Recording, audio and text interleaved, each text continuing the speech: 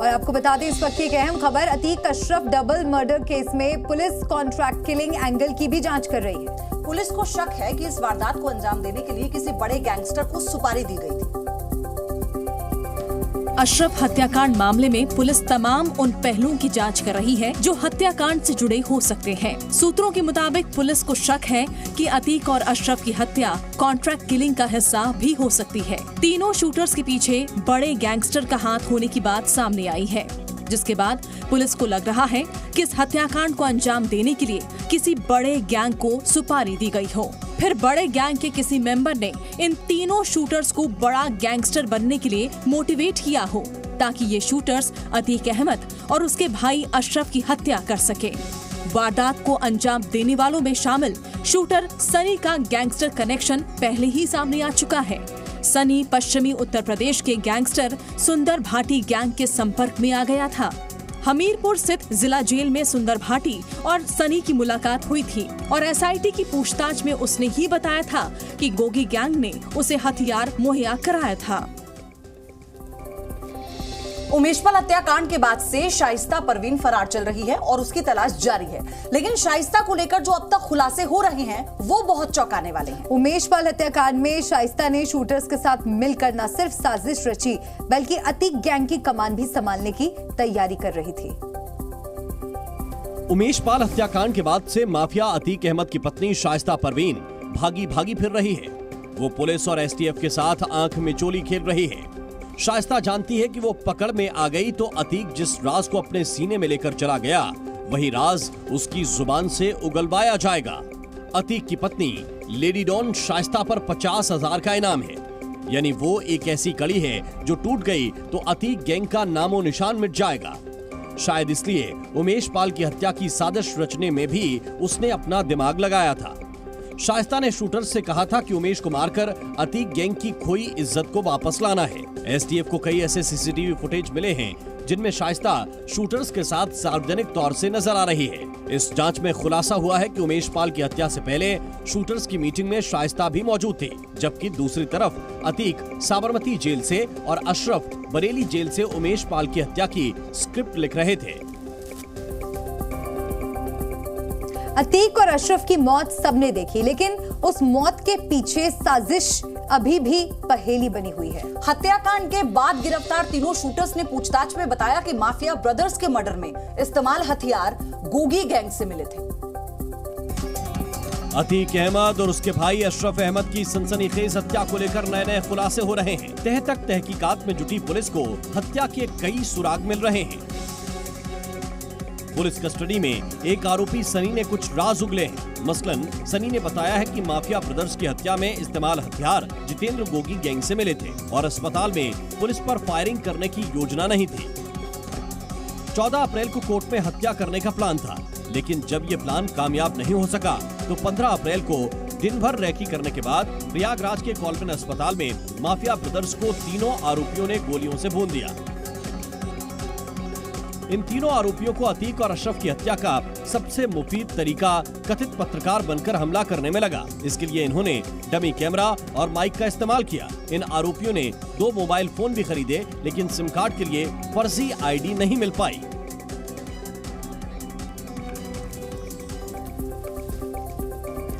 तो अतीक और अशरफ हत्याकांड में आज से न्यायिक आयोग की जांच भी शुरू हो रही है। 3 सदस्यों वाले आयोग की आज एसआईटी सदस्यों के साथ बैठक होगी। मर्डर स्पॉट का भी दौरा किया जाएगा।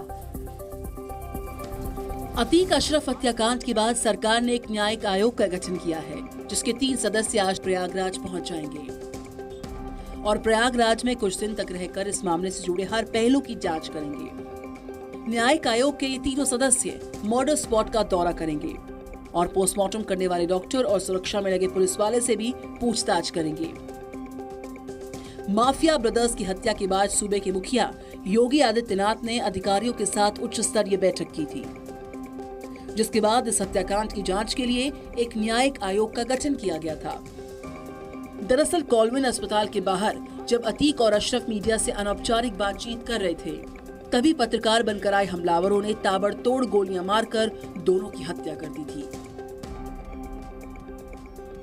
पुलिस ने 3 हमलावरों लवलेश तिवारी, अरुण कुमार मौर्य और सनी को मौके से गिरफ्तार कर लिया था।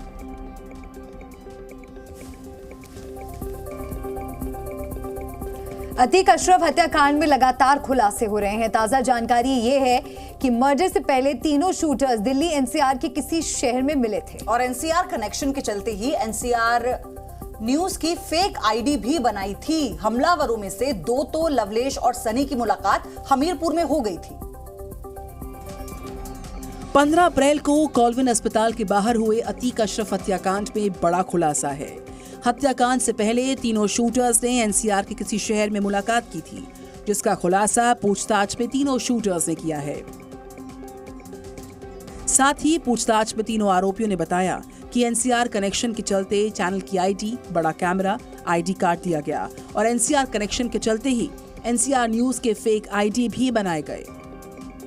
सूत्रों के मुताबिक जानकारी ये भी मिल रही है कि इन तीनों हमलावरों में से दो, लवलेश और सनी की मुलाकात हमीरपुर में हुई थी और दोनों 1 महीने साथ रहे थे। 3 शूटर्स ने 15 अप्रैल को मेडिकल के लिए लाए गए अतीक अशरफ की गोली मारकर हत्या की थी और फिर सरेंडर बोलकर खुद को पुलिस के हवाले कर दिया, जिसके बाद से पुलिस और एसआईटी की टीम्स तीनों शूटर्स से पूछताछ कर रही हैं, जिसमें तीनों शूटर्स कई बड़े खुलासे कर रहे हैं।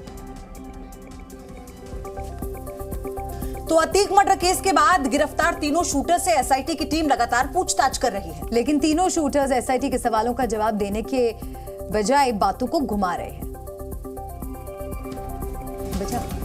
Atiq Ashraf double murder case में पकड़े गए तीनों शूटर्स की पुलिस रिमांड मिलने के बाद एसआईटी की टीम्स पूछताछ कर रही हैं। एसआईटी की टीम ने तीनों शूटर्स से कई सवाल किए थे, जिसमें शूटर्स ने कई सवालों के जवाब दिए।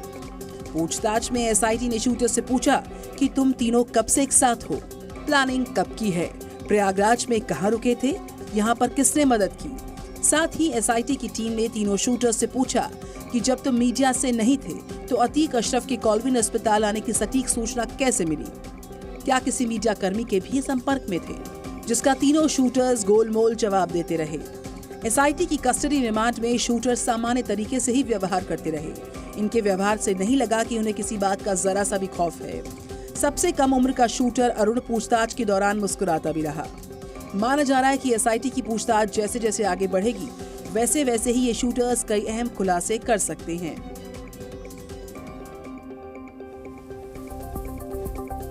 अतीक अहमद को लेकर इमरान प्रतापगढ़ी पर बीजेपी ने बड़ा हमला किया है। केंद्रीय मंत्री शोभा कंदरलाजे ने कहा है कि अतीक के करीबी को कांग्रेस ने स्टार प्रचारक बनाया है। हम तो आपको इशारा कर रहे हैं। राज्यसभा सांसद इमरान प्रतापगढ़ी को लेकर केंद्रीय मंत्री शोभा करंदलाजे ने कांग्रेस पर बड़ा आरोप लगाया है। शोभा करंदलाजे ने कहा कि इमरान प्रतापगढ़ी अतीक को भाई कहते थे, लेकिन प्रतापगढ़ी को कांग्रेस ने कर्नाटक में स्टार प्रचारक बनाया है। इमरान प्रतापगढ़ी आपको कर्नाटका इलेक्शन का स्टार कैंपेन का लिस्ट में कांग्रेस रखा है। ये कांग्रेस का हाथ अपराधियों का साथ है। शोभा करंदलाजे ने कहा कि प्रतापगढ़ी को स्टार प्रचारक बनाने का मतलब है कि कांग्रेस अपराधियों और देश विरोधियों के समर्थन में खड़ी है। इमरान प्रतापगढ़ी की तारीफ में अतीक अहमद का पुराना वीडियो सोशल मीडिया में वायरल हो रहा है। इमरान प्रतापगढ़ी आपके बीच में है, क्यों नहीं आप उसको प्रतापगढ़ का राजा बना देते? बना दो राजा, बनाना आपके हाथ में है, बनाना आपके हाथ में है। आज वोट की ताकत से राजा बनता है। तो इमरान प्रतापगढ़ी को लेकर बीजेपी ने कांग्रेस पर सवाल उठाए हैं और बीजेपी का कहना है कि कांग्रेस का हाथ अपराधियों के साथ है। बीजेपी का कहना है कि जिस इमरान प्रतापगढ़ी को कांग्रेस ने स्टार प्रचारक बनाया है, वो इमरान प्रतापगढ़ी अतीक अहमद को गुरु मानते हैं। जो लोग हिंदुस्तान के खिलाफ बोलते हैं, उनको प्रमोट करना, उनको राजनीति में आगे रखना, उनको स्टार प्रचारक बनाना, ये तो कांग्रेस समय समय पर करती रही है। आज जो इमरान प्रतापगढ़ी कर्नाटक के चुनाव में स्टार प्रचारक बने हुए हैं, इस पूरे विषय को लेकर कर्नाटक प्रदेश ने भारतीय जनता पार्टी ने वहां प्रेस कॉन्फ्रेंस किया है।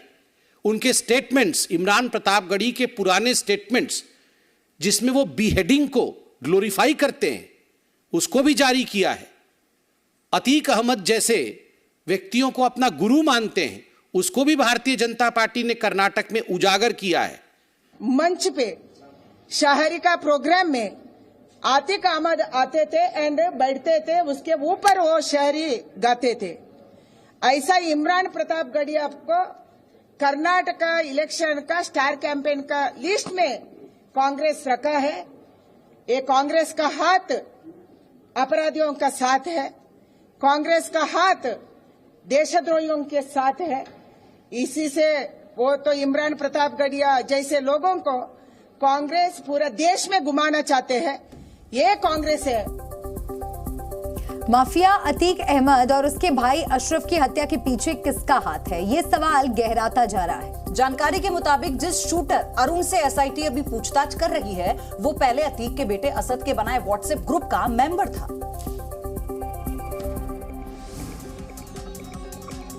माफिया अतीक अहमद और उसके भाई अशरफ की हत्या के पीछे क्या उनके किसी करीबी का हाथ है? ये शक अब और गहराता जा रहा है। खुलासा ये हुआ है कि जिस शूटर अरुण से एसआईटी अभी पूछताछ कर रही है, वो पहले अतीक के बेटे असद के बनाए व्हाट्सएप ग्रुप का मेंबर था। असद ने अपने पिता अतीक अहमद के नाम पर शेर अतीक नाम के व्हाट्सएप ग्रुप को बनाया था, जिसमें शूटर अरुण भी मेंबर था। इस ग्रुप में सिर्फ माफिया अतीक से जुड़ी कहानियां और उसके कारनामों को शेयर किया जाता था। हालांकि बाद में शूटर अरुण इस ग्रुप से हट गया था और फिर गैंग 90 नाम के दूसरे ग्रुप का मेंबर बन गया। पुलिस अब ये पता करने में जुट गई है कि अरुण की असद के व्हाट्सएप ग्रुप में एंट्री कैसे हुई और किसने उसको इस ग्रुप में जोड़ा था। सवाल ये भी है कि क्या इस ग्रुप के जरिए शूटर अरुण क्या पहले से ही अतीक की तमाम गतिविधियों पर नजर रखे हुए था?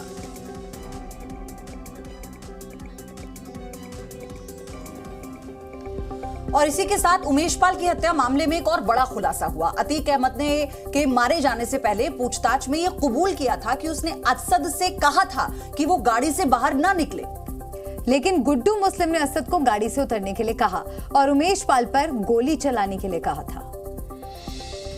मौत से चंद सेकंड पहले अतीक और अशरफ की जुबान पर गुड्डू मुस्लिम का ही नाम था, लेकिन हमलावरों ने दोनों को गोली कुछ इस तरह मारी कि गुड्डू मुस्लिम की बात माफिया ब्रदर्स की हलक में ही अटक कर रह गई।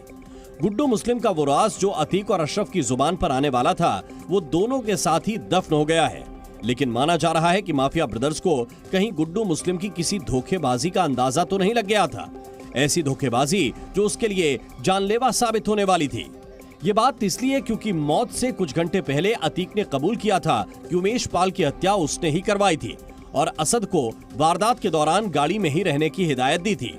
लेकिन असद ने हत्या के ऐन मौके पर इस नसीहत को मानने से इनकार कर दिया और उमेश पाल पर ताबड़तोड़ गोलियां बरसा दी। गुड्डू मुस्लिम अतीक का भरोसेमंद सिपह सालार में से एक था और क्राइम की दुनिया में उसका हमराज भी। जाहिर है गुड्डू मुस्लिम का पकड़ा जाना पुलिस की जरूरत बन गया है, क्योंकि गुड्डू मुस्लिम ही कई राज से पर्दा उठा सकता है।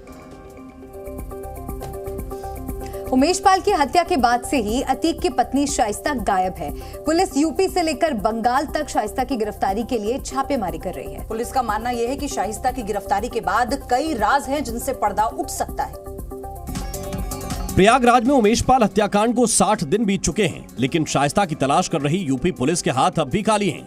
यूपी के हर जिले और यूपी से बाहर के राज्यों में भी पुलिस लगातार शाइस्ता की तलाश में जुटी हुई है। पुलिस कयास लगा रही थी कि बेटे असद के जनाजे में शामिल होने के लिए वो आ सकती है, लेकिन ऐसा नहीं हुआ और वो नहीं आई। अतीक अशरफ हत्याकांड के बाद भी पुलिस को लगा था कि वो सरेंडर कर सकती है, लेकिन शाइस्ता पति और बेटे किसी के जनाजे में शामिल नहीं हुई। बुधवार को पुलिस ने कौशाम्बी जिले के कछार इलाके में छापेमारी की।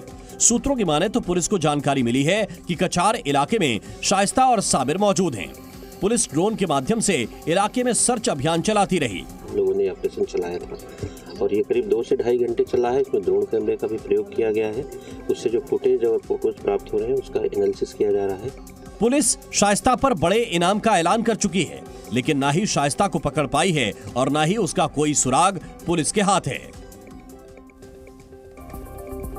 तो अतीक और अशरफ की हत्या को लेकर योगी सरकार पर भी सवाल लगातार उठ रहे हैं। समाजवादी पार्टी और कांग्रेस नेताओं ने योगी सरकार की व्यवस्था पर सवाल उठाए हैं। प्रयागराज में अतीक और अशरफ पर चली गोलियों की गूंज सियासी गलियारों के शोर को भी खूब बढ़ा रही है। खासकर अतीक की मौत पर विपक्ष कानून व्यवस्था पर सवाल खड़े कर रहा है। अगर सुप्रीम कोर्ट के ऑनरेबल चीफ जस्टिस की निगरानी में कोई चीज हो उसको वो सीरियस लें और वो कुछ करें तो कुछ हो सकता है। वहीं कांग्रेस नेता और मध्य प्रदेश के पूर्व सीएम दिग्विजय सिंह ने तो योगी सरकार की व्यवस्था पर सवाल उठाए हैं। जो व्यक्ति 2 महीने से कह रहा है मुझे मार डाला जाएगा, सुप्रीम कोर्ट तक गया कि इसकी हिफाजत के लिए निर्देश दिए गए और वहां कुछ ऐसे प्रश्न हैं जिसमें कि सब लोग पूछ रहे हैं कि भाई इसका मेडिकल चेकअप कराने रात को 10 बजे ले जाने की क्या जरूरत है। ओपी राजभर ने अतीक की हत्या को दुर्भाग्यपूर्ण बताया है। देखिए, दुर्भाग्यपूर्ण है। पुलिस कस्टडी में अपराधी अपराध करके उनकी हत्या कर दे तो ये दुर्भाग्यपूर्ण है। जी न्यूज़।